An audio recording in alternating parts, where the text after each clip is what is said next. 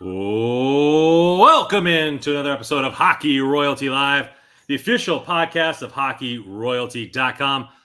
Nothing much happened today in Kingsland, but we're going to break it down and talk the PL Dubois trade, the implications of that on the roster. Is there further moves to be made? And a little bit about the Stanley Cup playoffs. So get in the chat, like and subscribe. Let's go.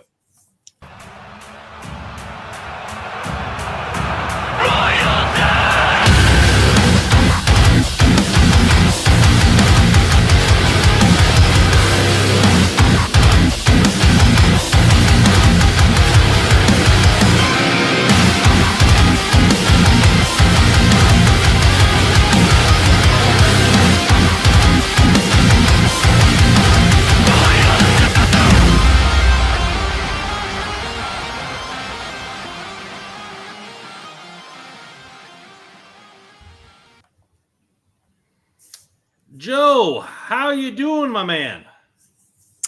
Not too bad, Rando. Not too bad. It's just the duo tonight. Russell is off. Well, he did a full hour middle day today. So. He did. That's true. I missed all of that. I missed a lot of today. I was tied up with an event at the golf course today. So played 18. Spent some time with some work people today. So took a lot of catching up to do, and there was a lot to catch up on. So, Brandon, how you doing? I'm doing good. Just kind of catching back up from Father's Day. Happy Father's Day again to you, my man. Hope you had a good weekend. Yeah, my dad flew out for that, so we kind of hung out all weekend and just kind of trying to pick up the house after that.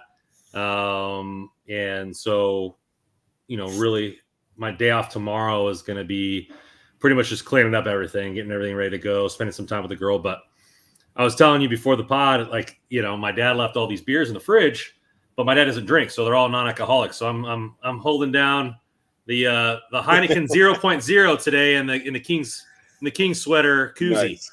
So nice. Giving it a shot, just to give something other than water a taste. But no, it's been good. It was weird. I was at work working a deal, and the guy was on the phone and flipping through my phone. I saw the big news, which we're about to get into. So it's just kind of been a weird day. You don't really I didn't get to process it either. So I think we're probably going to have a little therapy session, Joe and I, tonight. So welcome in and join that. CJ, thank you. I love that intro as well. Thank you for Azara for making that with us. Go check out their album anywhere you listen to music. And right, CJ coming in hot with the 199. Anything happened with the Kings today? Well, we're about to get into that. PLD traded. Hockey trade there, Joe. A hockey trade for Darcy Kemper. They don't happen very much anymore. Kings got it down. No retention anywhere. So we're exchanging a 7x8 contract into a 3x5. First thoughts when it came into your head, other than your brain exploding. First thoughts were, wow, they actually did it. Not why Darcy Kemper. And I was just kind of like, okay, just what's next? Obviously this doesn't, we were talking before, like this certainly doesn't answer any questions, but it raises a lot more, I think, at least in my opinion. So I don't know what direction we want to take this conversation, but let's just start with the thought process of getting maybe not the return for PLD, but the decision to trade him away after one season. Let's just start there. So Rob Blake talked in his media availability that, it sounded like this conversation kind of, maybe if it didn't start, it certainly kind of picked up at in Buffalo at the combine, I think it is. And, so that conversations kind of started to happen. I don't know, they were speaking pretty frank, but, pretty much saying like, we know that there's a better PL, and after the season that there's a better PL. He knows there's a better PL. We've got to find a way to make him better, blah, blah, blah. And then he said it came up and, recently that this opportunity came. And it sounded like what kind of helped make this deal fit was the fact that they were getting a goaltender in return, a goaltender who's under contract for a few years in Kemper. So the other part of it, which was really interesting to me, is they just kind of came to the decision or determination that PL just was not a fit. It didn't work. It didn't fit. Rob Blake, in his availability, said that he took accountability for that, which again to me raises a whole slew of other questions. And I guess, listen, just to get to your question about the idea or the decision to move on, if you have a guy that you've determined definitively this is not working, it's not a fit, it's not working, then obviously if you can find a way to trade that, then you do that. I don't know about, and we can get into the return and whatnot, but I still think that there was more to give from PL. I think the Kings could have been in a better spot. We've talked about that at length on this show. Blake talked about how he didn't think they put him in a great opportunity, something along those lines, which very strange. We talked about what was so bizarre was, and not to be repetitive, how you sunk so many assets into this acquisition in player assets, draft pick, salary, right? The contract.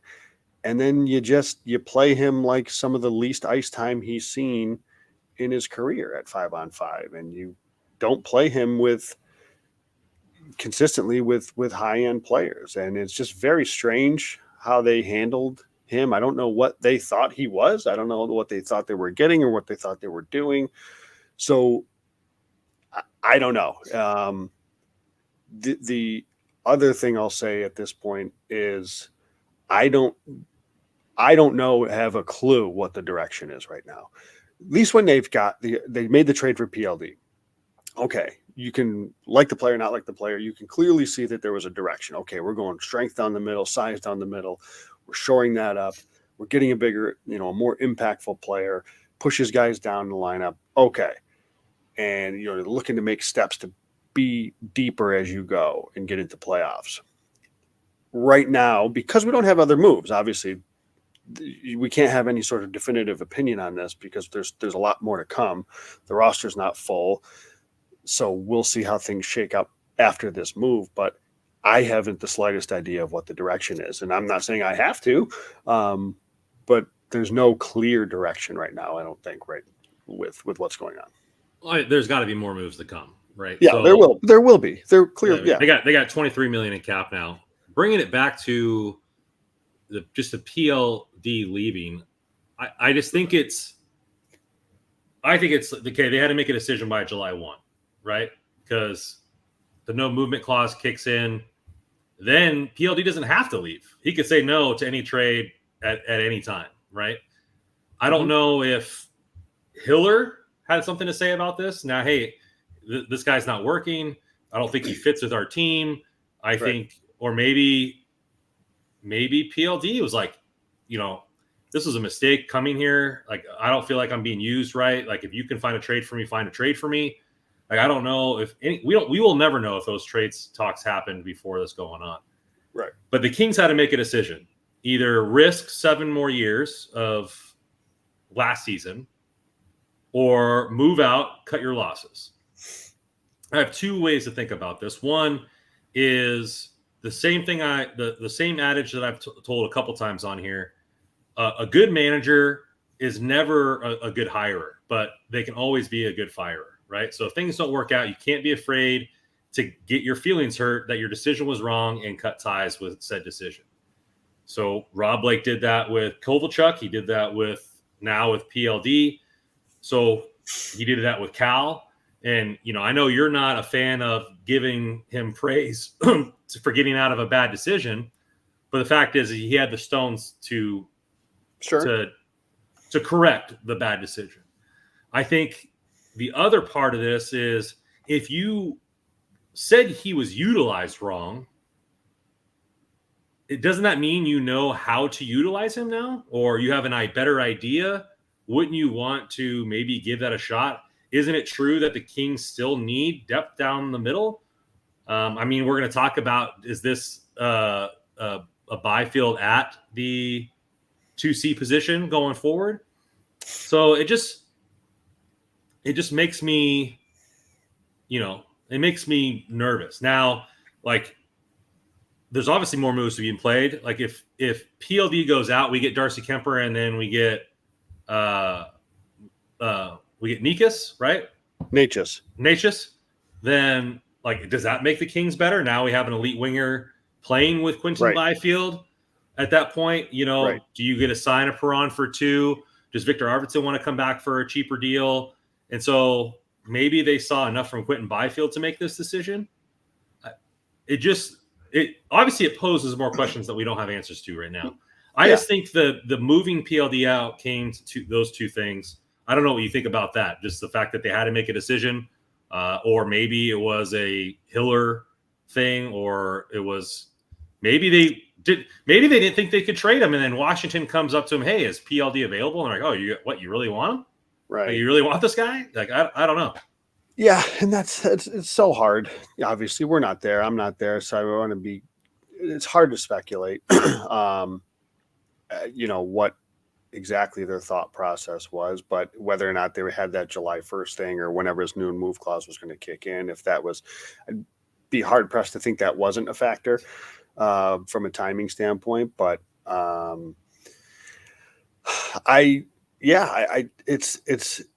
we just got to see what comes next. And you mentioned the cap space is around 23 million, but remember that 23 million, like, that's not anywhere near a full roster, right? I think I'm looking at Cap Friendly right now, and that's 13 players. So they've still got 10. You can add 10 more players. So that 23 million is there, but they've still got to really fill out the roster. So it's not as much of a as cap space as maybe it seems to be. It's certainly more. They've opened up a few million with this deal, right? Obviously, Kemper, and if you want to talk about Kemper now for a bit, is the return. Let's talk about the return. Yeah. So I mean, I hate a 34-year-old Kemper at 5.25 for 3 more years. I couldn't like that any less. Do I think he can be fine? Sure. I do think he can be fine. He's coming off a bad season. He lost his job to Charlie Lindgren. Does that mean he's done? Does that mean he can't be good next season? No, I think he can be perfectly fine next season. He was perfectly fine seasons before. So I think he can be fine. It's just so was what they had last year. And I don't think you need to pay a guy 5.25 to be fine. I think that's frustrating because now he's here for 3 years of that contract. And I think we're going to see mixed results. I think you're going to see a little bit of inconsistency from him. I was talking, it's funny. I went to the Buffalo Sabres Washington Capitals game toward the end of I think it was the last home game for Buffalo, actually. And I was with a friend who played with one of the coaches on the Washington Capital staff, one of the Washington Capitals employee, we'll put it that way. And we were talking afterwards. We met with him and we're talking to him after the game. And, we talked about Lindgren because he had a really good season. We're talking about he played that game, looked good. And, he's like, this guy just comes to the rink every day and he can't get enough. You can't get him off the ice. He's looking to make himself better every day. Yeah. And we're like, what happened with Darcy? And he was just like the opposite of that, basically. Like, so, I don't know, to read that what you will. He did sign his healthy contract. So we'll see. Hopefully this little change of scenery, getting into a team in a better environment than Washington, will kind of reinvigorate him. But that was a little disheartening to hear, but hopefully there's again, there's a turnaround there, but again, Kemper, I think he's going to be fine, but the Kings had the 4th best save percentage in the NHL last year in all situations. So the goaltending was the number one reason their penalty kill was what it was. Like, it's not as if they had bad goaltending. So I think it's probably more likely that the Kings have worse goaltending this year. And that's not even to say Cam Talbot would be bad. It's just the Kings had good goaltending last year. The Kings are probably not going to be top 5 in save percentage next year. Yeah. If I had to bet on it, I bet they're not again. So he's making over $5 million to be a tandem goalie. So I don't know. Like, I get it. The whole thing was to get rid of the length of the PL contract. So I guess they were probably taking what they could get. But I can very much see the Kemper deal being an issue in the very near future too. But we'll see. Yeah. So would you rather have Kemper's bad contract or PL's bad contract? Listen, I'm a PL truther, I guess you can call me. Yeah. I still think there's a player there. I think if the Kings, in a different, not even like a system overhaul, but just tweaking some things with how they play. Again, his most common line mates were Alex Laferriere, Andreas Englund, and Matt Roy were his most common people on the ice with. If I, off the top of my head, I'm pretty sure that's right. And we're just wondering, man, how didn't he score? How didn't he produce? Well, there's why. Again, a lot of this is on him. We've had this conversation. He's got to look in the mirror just as much. But Blake has alluded to the fact that they didn't put him in a good situation. I think that's quite clear. They didn't put him in a good situation. I haven't the slightest idea why they acquired him. If this was the way they were going to use him, that again raises more questions that point directly at Rob Blake. What was the point of all this? Why did you trade Kapari, Iafallo, Velarde, draft picks? Jersey was gone as part of that, really? For what? For a guy you were going to misuse and then say after the season, yeah, we kind of screwed that up, but we'll trade him for a $5 million goalie who's 34 years old for the next 3 years. That's horrible. But I get it. PL had a horrible season, but let's it's just hard to like trust that after the way this whole thing was handled, that Rob Blake's going to be the guy that then get us past it and then to, out of the mess. Like, I don't know. To me, it's like, I don't know. Would you go to your job and say, hey man, I really messed up this huge project, but I have a good idea how to fix this problem? It's like, what kind of faith is that? Like, I think it's the only player that they would have, like, is there another bad contract that would have been able to come back for PL? Like, so it's like, I understand the you're not going to, without including picks or whatever, you're not going to be able to do. Yeah. It had to be a bad contract for a bad contract. I think I just have a feeling like you could have played him with better players and see how it is. Like, I feel like in a vacuum, the Kemper contract is a worse contract in a vacuum for the value that you can get. I think the PL contract is the higher risk, but it could be the higher reward. I think people just are happy and grading this an A because they don't like Pierre-Luc Dubois. But I don't think there's a vast reward. I don't see Kemper at $5 million. He's what? Probably a top 10 paid goalie. You would have to assume. No, I don't know if he's 15? That. Well, we'll look. I'll look while you're talking. So, like, is he gonna put top 10 goalie numbers out there this season? I mean, to me, like, I would have more faith that PLD has a rebound season than Kemper is a top 10 goalie. That what 5.5 indicates. I don't know. 13. Kemper made the 13th highest cap hit. So is he a top 13 goalie next year? Like, is he a guy that can carry a team for 50 games in a season? Like, I don't think he's ever even been healthy for a full season, if I can remember. So, like, the year that they won the cup with Colorado, there was like Francois and then Grigoriev or whatever, I think, were also played. So I don't know, man. Kemper's been fine. Like Kemper's been a good goalie in the past. Like I don't hate Kemper inherently. It's the contract that I don't really like. And as said, like goalies, man, like goalies are goalies. I don't know. I mean, I don't think you need to you can pay somebody a quarter of the money to do what what Darcy Kemper is going to do for the Kings. So I don't know. I mean, I just don't like paying goalies. Like if the Kemper deal was like a 1-year deal or maybe a 2-year deal, okay, I can stomach this. But it's like it's a 3-year deal, and I think after a year or maybe after 2 years, people are gonna be beating their heads about what do we do about this $5 million contract with Darcy Kemper, and then they're just gonna want to buy him out.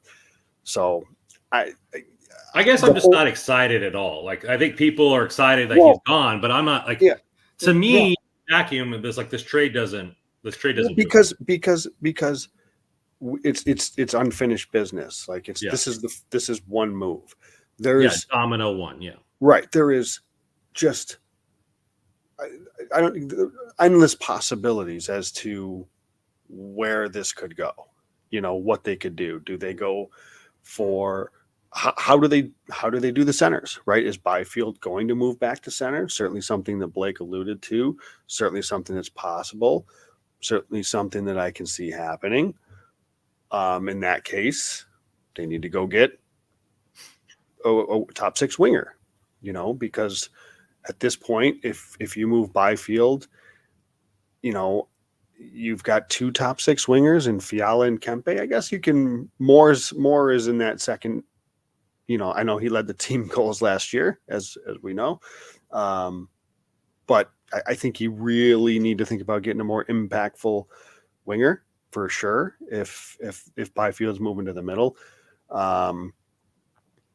and there's still questions on the back end that are unanswered. So it's hard. There's a lot of like what ifs and uncertainty, and I have no idea what I'm really feeling about this deal, just because there's way more that's still yet to come, and how they fill out the rest of this roster. So I'll have a better idea, and once the rest of it is filled out, to say, okay, I see the plan kind of coming together.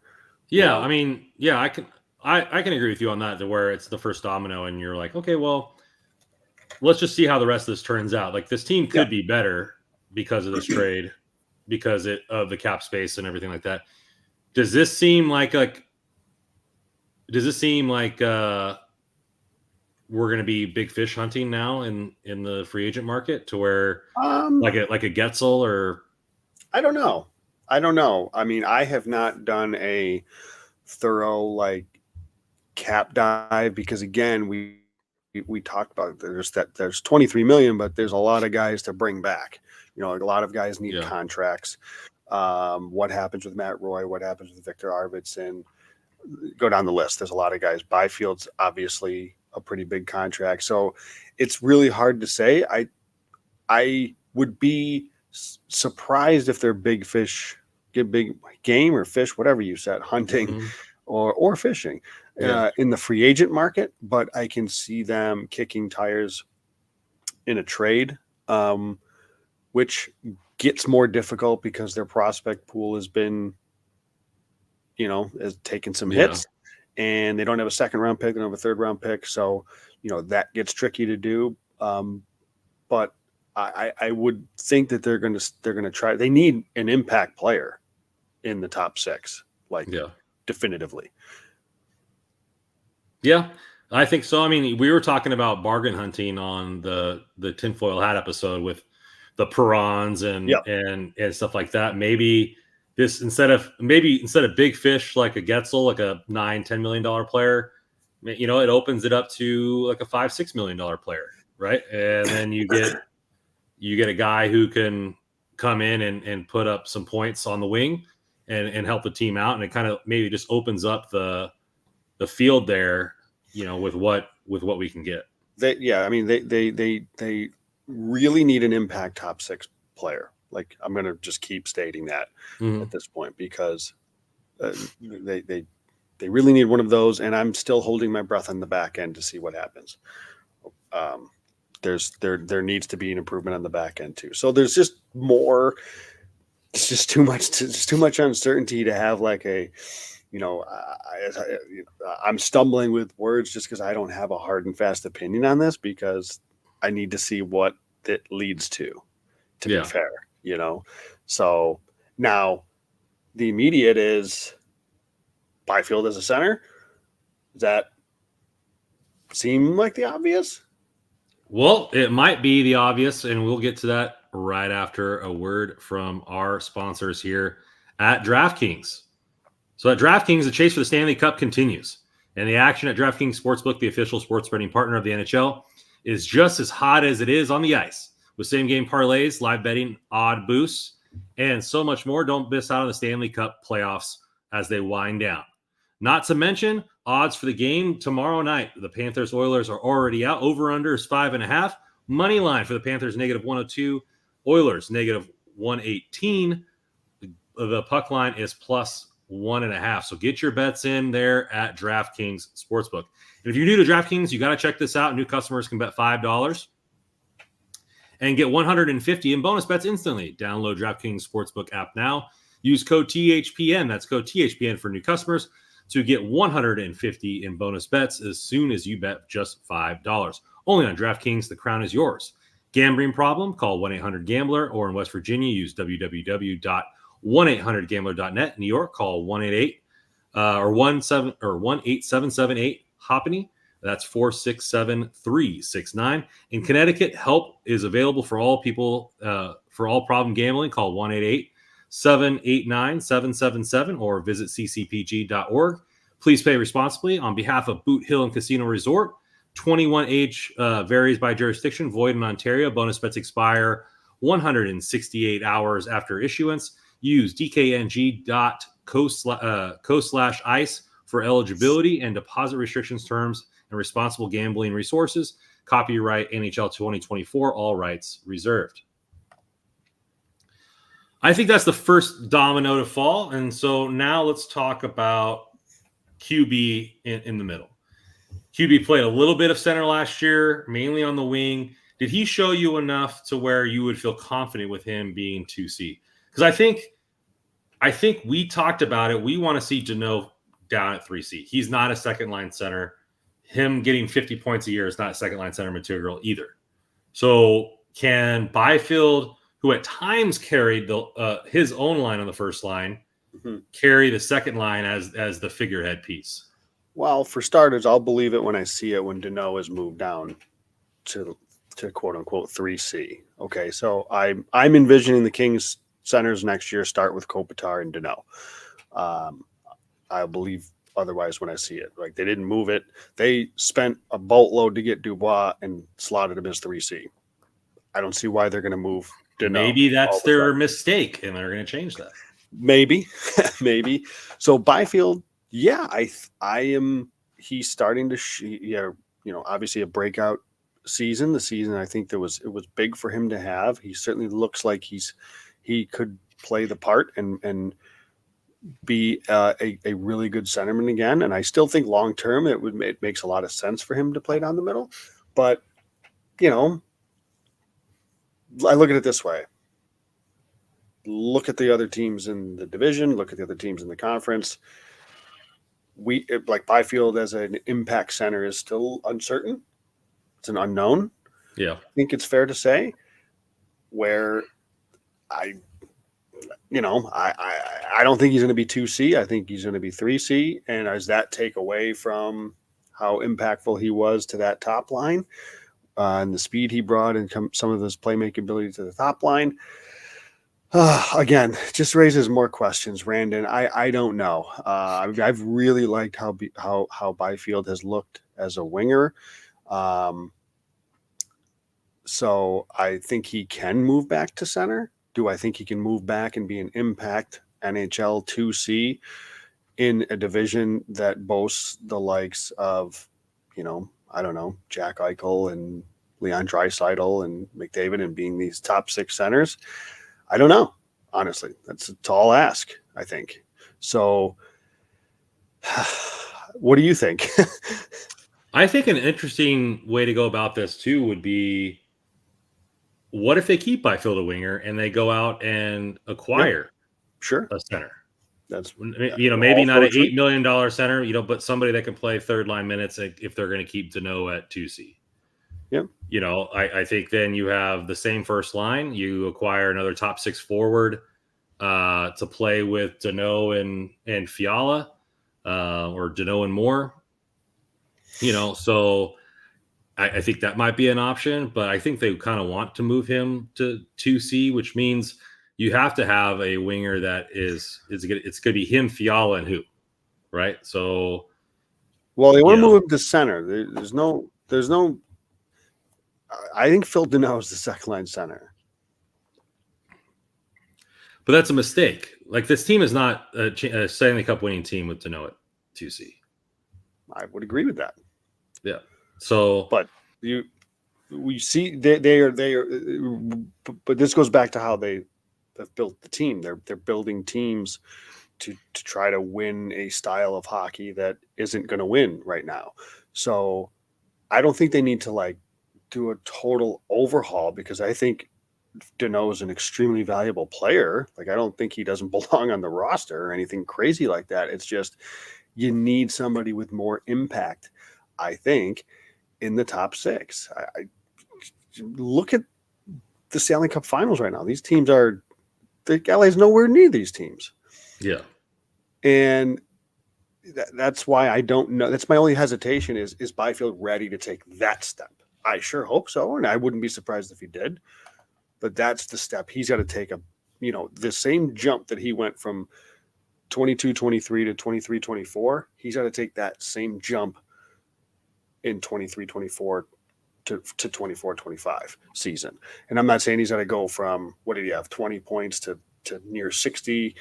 I'm not saying he's got to go from 60 to 100, but just his overall play, his impact, his impact on the game, and yes, his production, definitely, it's got to keep going like this. It's got to keep going up for the Kings to get there, because again, you need impact players. And that's the frustrating thing with going back to PL Dubois, is they went out and acquired an impact player, and then they didn't play him like an impact player, and they didn't play him with impact players on a consistent basis. So this is why I'm like, I'll believe Danault is not 2C when I see it. Yeah. I think in order for the Kings to have a good run, Byfield will have to be the second line center by the end of the year if they don't acquire another person. Right? Like, he'll have to earn that in the eyes of Rob Blake, right? Is what you're saying? Blake or the coaching staff, right? I mean, and the thing is I don't know. I generally think it's going to be easier to find a winger than it is a top six center. So, I think that it's probably more likely that your centers are Kopitar, Danault, and Byfield.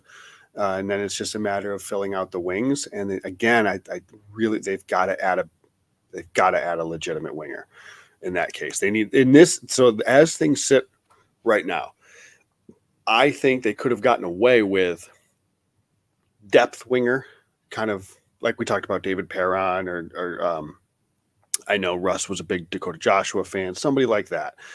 Depth winger, but a guy that can do a little bit of everything.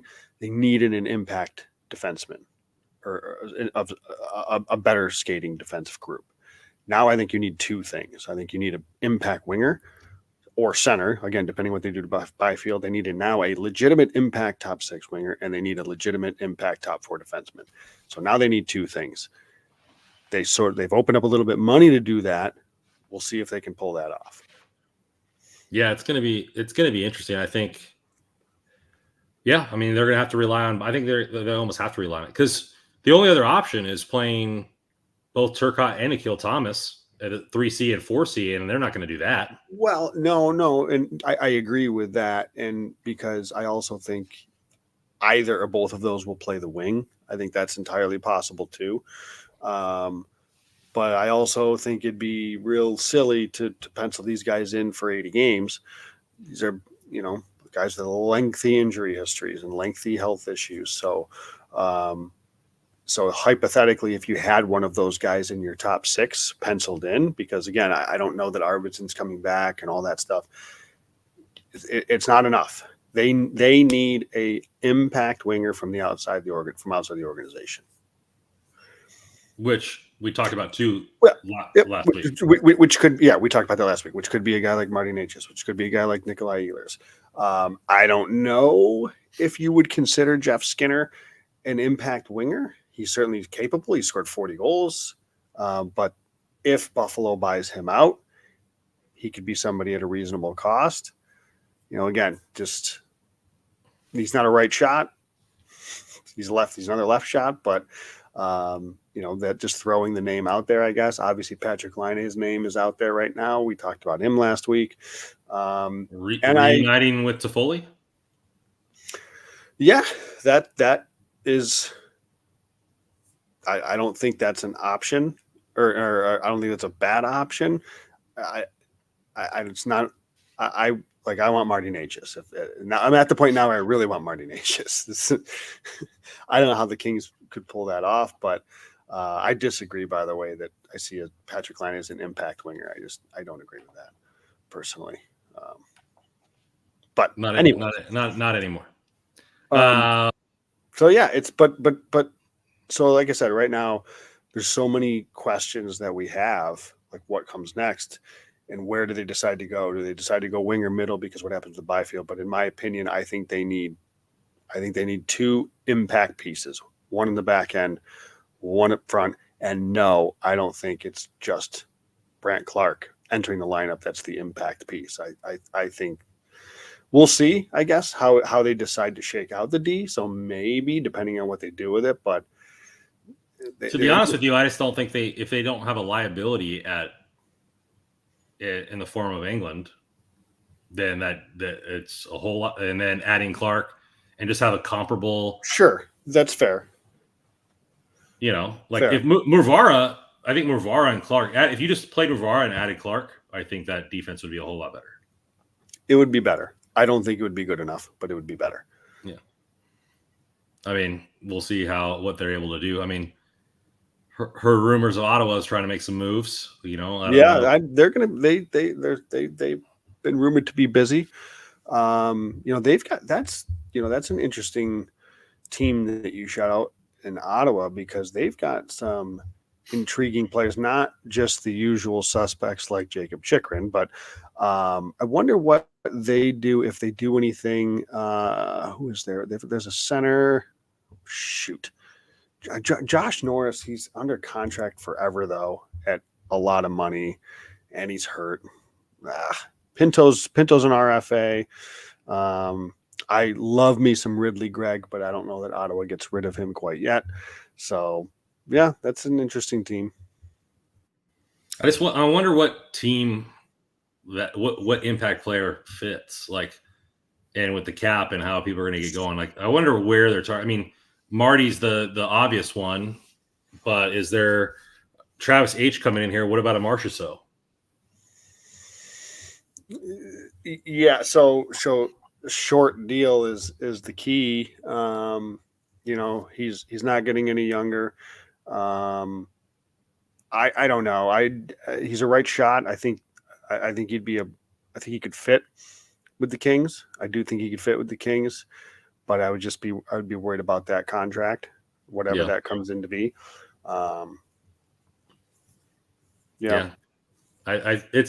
It's hard in a vacuum. I just think to talk about this, because to be honest, Brandon, sorry, but so we've been looking at this off season, we did that cap show with looking at different options of guys they could get, filling in, but we were doing that assuming Pierre-Luc Dubois was on the roster. It's a whole different animal now. There's a whole different slew of players that the Kings, if for us doing that exercise, would have to go back to and reconsider, because they weren't options before because of either contract or position or whatever. now there's a whole ton of things that potentially open up, and what that is, who that is, I don't know. That's what makes it extremely difficult. I mean, it looks like free agents, like, who do you think tests the market? I mean, you have a Sam Reinhart, you have, like, who do you think makes it to free agency? Like, you have a Getzel. Gensel, yeah. I mean, like you said, Marshall So there, I think. I'm just trying to look at, let's see, points. Let's sort it by points last season. So Sam Reinhart, Getzel, Lucas Raymond's an RFA. That's not going to fly there. I just, Casey Middlestat. I like that. He's an RFA. I think so. Yeah, he's an RFA. I don't. Sean Monahan. I don't know that he's certainly not the impact. I wouldn't say. I like him, but I don't know if he's the impactful player that the Kings would really need. I mean, Sam Reinhart would certainly check that box, but you're talking about a guy that's going to get, he could get double digits.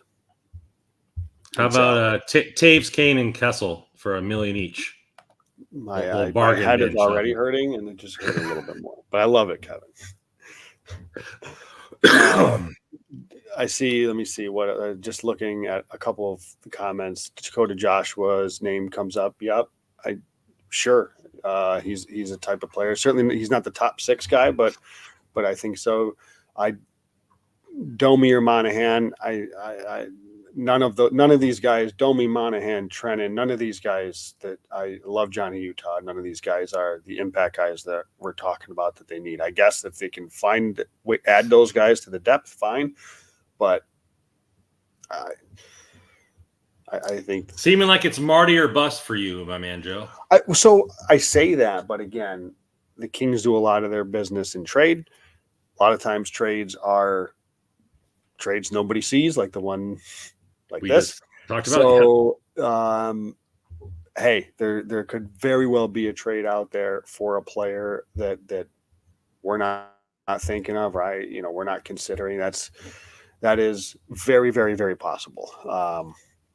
So I'm very much leaving open that possibility that there is that trade out there. But I don't know. Do you think? I wonder how many of the Utah players will want to be on that roster because they moved, right? I mean, I know it seems like they have a better situation in Utah, and maybe they feel more loved. But I wonder if any of them would want out. And is there anybody on the Arizona Coyotes / Utah Yetis that you would want? Yeah, Clayton Keller, but I don't think that's happening. So, Mitch Marner. Yeah, I don't think we have the capital to get Mitch Marner though. Well, that's there now, but now you're talking. Now you're talking, Brandon. I have no, like you said, I don't see a scenario where they pull that off, but yeah, that would check the box. Just go talk to the Pens about Crosby. See if he wants a new scenery for the end of his career. What are they going to do? But yeah, this is it. Just again, this whole thing is so up in the air right now, just because of everything that's going on, and we don't know what it means. We don't know what's going to come next. I think we're all now on kind of. Do you think that they made this deal because holy crap, they had an opportunity to get out of the deal, or do you think that they know,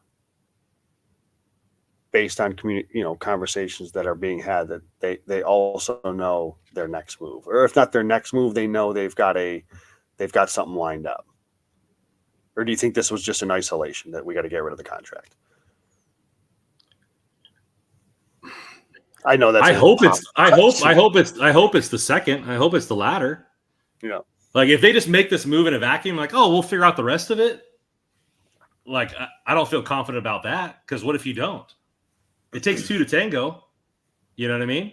So like, what if they go out and they try to make all these big moves, and they get outbid for Jake, or they get out traded for Natchez, and then the team is just weaker than it was before.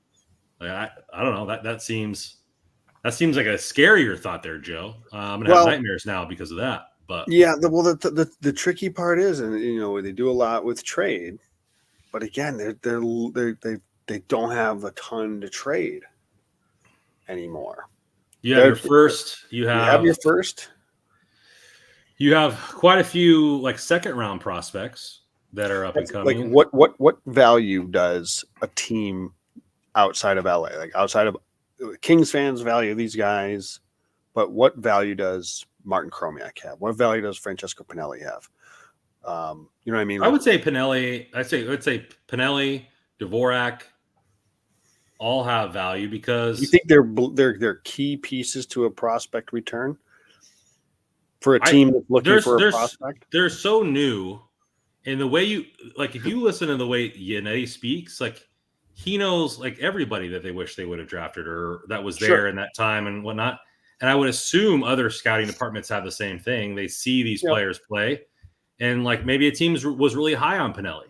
Maybe a team was really high on a certain player there, or I just think it's like, I don't know. I hope they don't sign Matt Roy and trade Spence away just to use him as an asset to get an impact winger. But I think a first, you have first, and then you have other assets, but not a lot.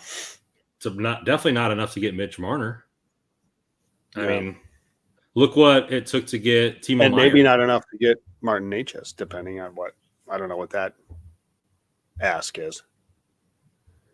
Yeah, you probably would assume it's probably LaFerriere or first and another player at least. Would you drain both this year's first and next year's first and not have a first for almost a while to get a player like that? Like go all in? I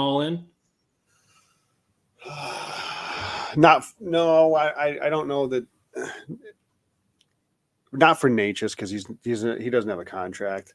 But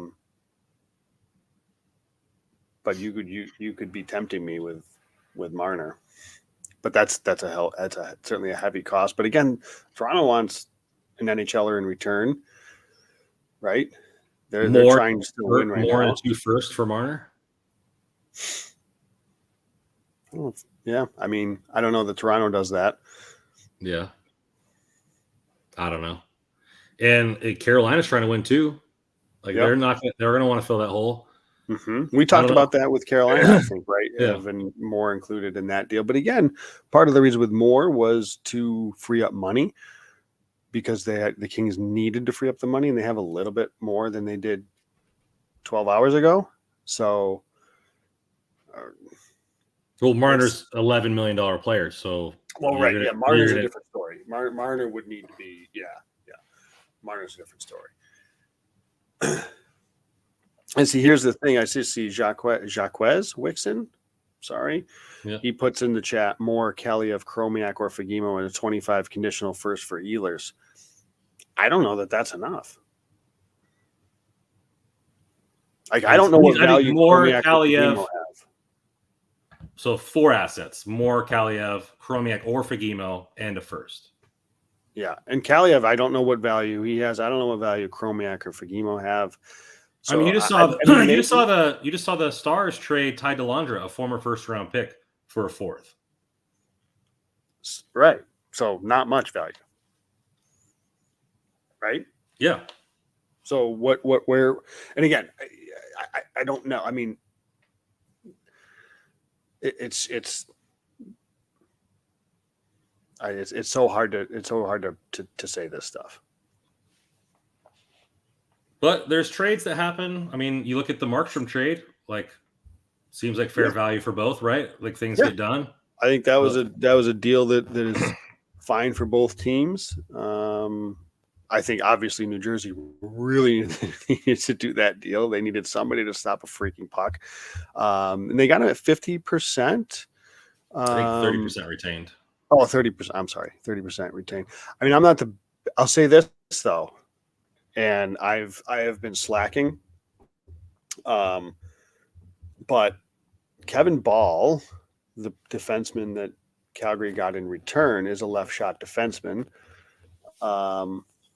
And I don't know, maybe Oliver Shillington has not been re-signed yet. Maybe he hits the market.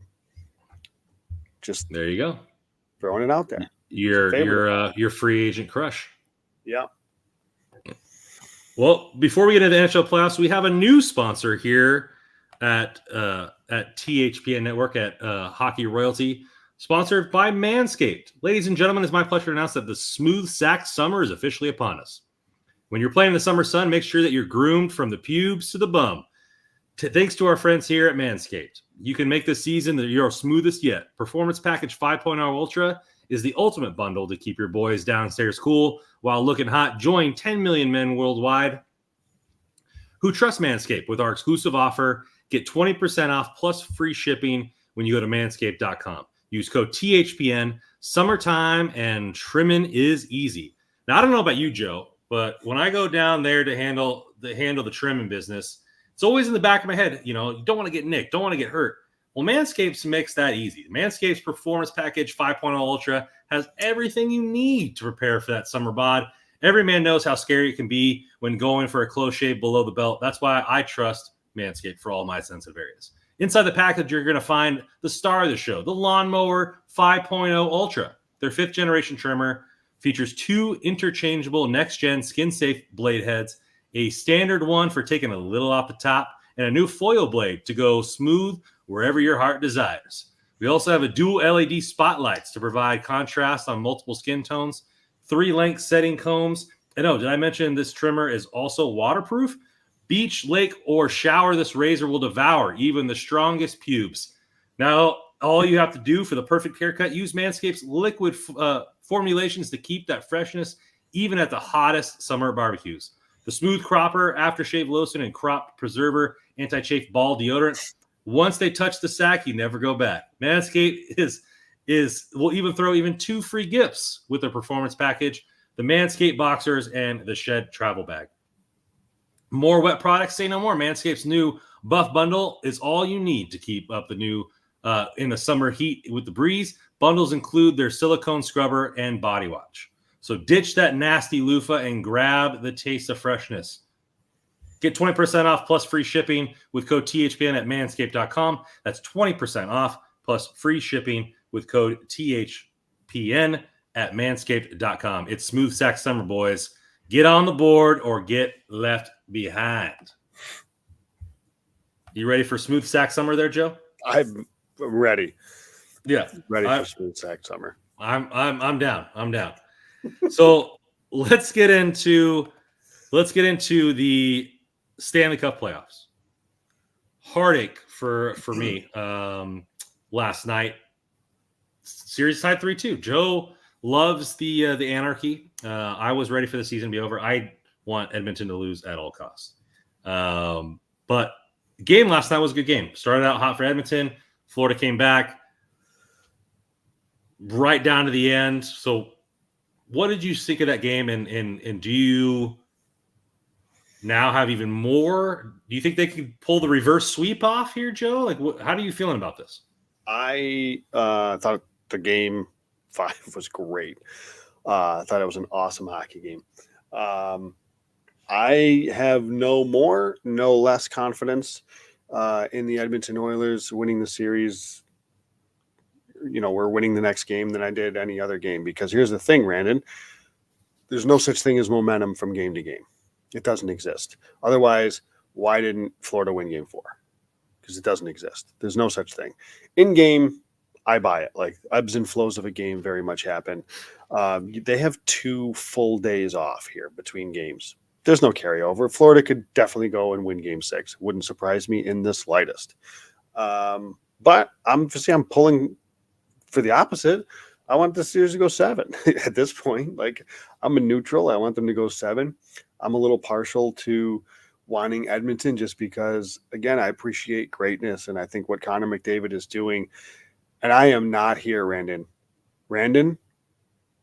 I'm not here for the think pieces that are going to come out if Edmonton loses this series about how McDavid isn't good enough he's done all this, but he's not won a cup. Doesn't have the grit. He doesn't play hard enough or any of this complete nonsense. The dude's putting up a historic playoff run.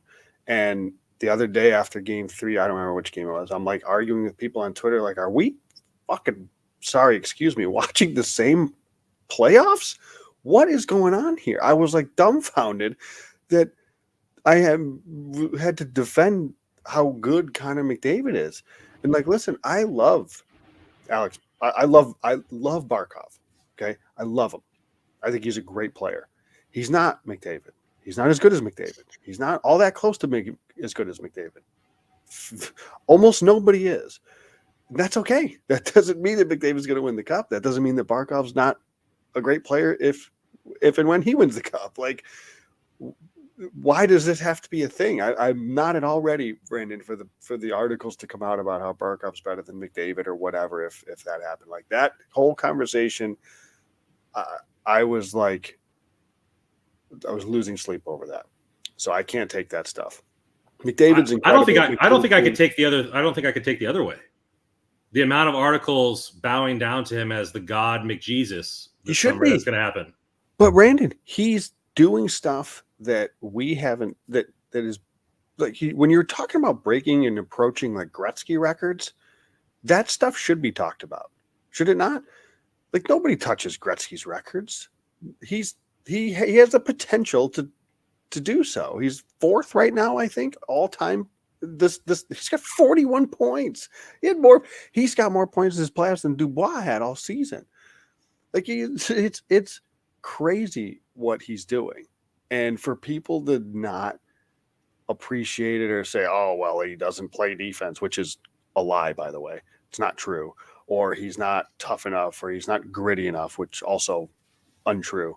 Or I can't even like wrap my head around the galaxy brain garbage that you have to not appreciate what McDavid's doing. Can't I just not like Edmonton? Yes, you can. Fair enough. Can you just let me have that, Joe? Man, I just think, yeah. I mean, it's funny because it's like, oops. It's funny because I look at it like watching Ohtani. Like, watching Ohtani is nice. He's not on a team I hate. He's one of the best players in modern baseball. It's great when you look at like watching CMC every single Sunday. Best running back in football. The season he had this year, like, yeah, you're watching brilliance. Like, I understand the premise of that. Yeah. It's just, if that player's on a team that I can't stand, and then we've lost 3 series in a row to said team, and all they do is worship at the altar of McDavid every single broadcast. I'm just, it's just enough already. Like, I think it's just too much McDavid for me to fully appreciate and give him his just due. I guess what I will say is, and I always try to do this, I do this with refereeing on every call, which is why people hate me on Twitter. I try to do this with everything. If an LA Kings player was doing what Connor McDavid is doing, we would be screaming from the rooftops that it wasn't being talked about enough. So I understand we hate Edmonton. I get it. But every article, every ink, or all the ink, there used to be ink. There's no ink anymore, right? With these articles. Yeah. All that stuff is worth it because we're witnessing something that is, it's significant. Like this, you knew when you were watching Sidney Crosby and you were watching, and I don't put Ovechkin at the same level in terms of overall player, but he's doing something historic. with his goal scoring. So when you saw those battles that those guys had over the years, you knew you were watching history, really. People will talk about those Pens Cap series for a long time, and people are going to talk about what McDavid is doing for a long time. And what I don't want is for any of it to get, but he didn't get a cup. Like, what he's doing is so damn good in hockey. You need more than just the one guy. And he is literally, like, he's carrying his team to where they are right now. Like, he's had 8 points in the last 2 games with his team's back against the wall. I mean, what more are you asking for? This guy is. I just love watching it. I just appreciate the greatness that we're seeing right now, and I think that's awesome. Can I appreciate it like 10 years after he's retired? Fair enough. So do you want this series over? You want Florida to win Game 6? Okay. Yeah. So you don't care, like, even as you don't want Game 7, like a Game 7 Stanley Cup final was like, you don't want that? So it's been weird because I haven't had a chance to watch all of it. I haven't watched every single game. My dad was in town doing other things here. Sure. But I did watch, I was at work and I watched the third period of Game 5, and I did really enjoy it. I think the battle back and forth, the pulling the goalie at the end and a couple of the shots that they got, I do like Stanley Cup hockey. I guess when you put it at, hey, would you like to watch more good hockey? Then yeah, I would like to watch more good hockey. Well, I just don't want the me having to like watch Game 7 like it's the LA Kings. I'm having a heart attack for the Florida Panthers. Chris is here is with me. He'd rather talk about smooth shave sack summer than Edmonton's greatness. I get that. Here's the thing, like I'm not rooting against Florida. I love Sam Reinhart, love Barkov, Forsling, go down the list. I'm a fan of so many of those. I love the resurgence of Bobrovsky and his insanely high contract. But you just want to watch your favorite sport at the highest level. Yeah, and we're seeing it, I think. Yeah. I think we're seeing that. And I was so pumped when Eichel won because, again, I appreciate how great he was in that playoffs last year. And, so the praise that I have for McDavid is not meant to be at all any sort of shade on like Barkov or Reinhart or anything like that, because they're having great series too, but they're not having like historic playoffs. Yeah. And, I want McDavid to get his cup. And now if it's this year and another year, I just want the guy to get his cup because I don't want his to be a career of records and greatness and generational talent, and then for him to not get that. That's what I want. I mean, the historic playoffs would be the cup would be the capper. Yeah. Yeah. Sure. But is there another player that rings to mind that is a historic player that you really enjoy but never got the cup, that maybe his legacy is tainted? Cup or trophy or whatever? Yeah, well, I mean, I think like in hockey, I think any sport. Well, I think like Dan Marino, right? He never won. Yeah. And that dude was incredible, right? Mm-hmm. I think Joe Thornton never winning a cup, that dude's going to go down as a great player. And I think you're just always going to have but he never won a cup next to him. Marlowe, yeah. Joe Pavelski was going to go down as one of the greatest American-born players, and you're just going to have that. And hitting the Sharks hammer 3 or 4 times. Yeah. I just don't want McDavid to have that because he's truly generational.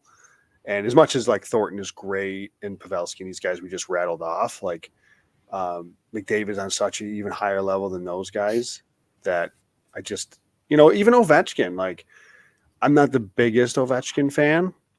Again, I don't think he's a great overall player when you take a step back and look at the whole thing. But what he's doing is historic.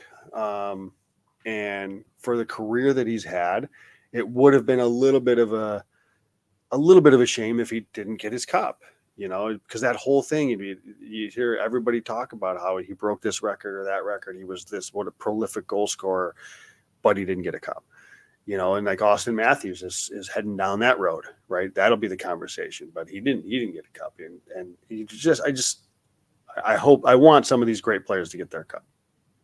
It's sad watching Mike Trout. Mike Trout. I feel bad. I feel bad for Mike Trout. Seriously. Yeah. Seriously. One playoff series and you got swept. Like, that's just brutal. Yeah. I would say, probably the best player in baseball for the last, 15 years? I mean, up until, Ohtani came and was winning, could do both, and Cy Young and freaking MVP, basically. But he's for sure. And now, and it's really even more unfortunate because now he just can't stay on the field. So that really sucks. But yeah, I mean, I get it. I get the reason you want him to win. I mean, just you want to see great players have great legacies. I just can't stand Edmonton. Why don't we just have Rob Blake pull off another trade of the century, a la Gretzky style, bring him to LA, and then he can just win a cup for us. Then I'd be okay with it. All would be forgiven for Rob Blake if he were to find a way to do that. Yes. To the 2024 first through the 2035 first for McDavid. Right.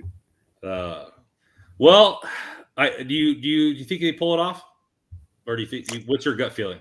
My gut still. Listen, I think Florida's going to be a tough team to beat 4 in a row. So I still think they find a way to win one of these last 2.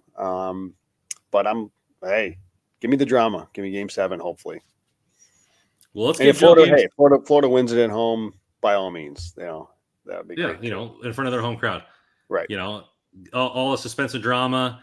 Give Joe some Game 7 and get yourself a Hockey Royalty t-shirt. New Hockey Royalty shirts. Let Kev be Kev is $30. Sizes small through XXL, and the Kevin Moore or the Kev and Moore combo $45. DM all orders to NHL Russell. Venmo at Hockey Royalty. Well, that is going to do it for us tonight. Thank you guys for coming in the chat and hitting it hard with the comments. Please hit that like button on the way out. Help us with the algorithms there. We're going to get back to our draft talk unless there's more wacky and wild trades coming down the pipeline next week, because the draft is next week. And thank you guys so much for listening. As always, on this podcast, Go Kings Go.